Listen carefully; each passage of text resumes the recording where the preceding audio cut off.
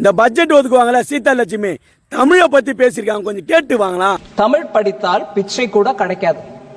தமிழ் படித்தது பிச்சை எடுப்பதை தவிர வேற உயிர் வாழ ஒன்றுக்கும் பயன்படவில்லை என்பதோடு இதற்காக செலவு செய்த காலத்தை வேறு துறையில் செலவிட்டால் வாழ்வில் பயன் ஏற்பட்டிருக்கும் என்பதை 100 ஆண்டுகளுக்கு முன்பே தமிழ் கற்ற ஒரு அனுபவ புலவர் பாடி.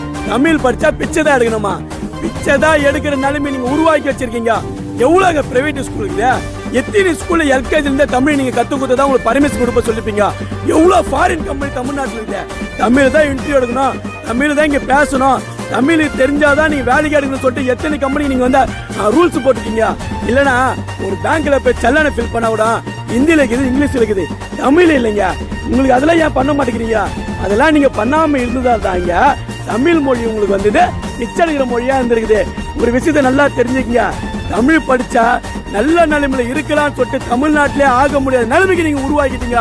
அதனாலதான் இங்க தமிழ் படிக்கிறதுங்க நிறைய பேரு அசிங்கப்பட்டு இருக்காங்க.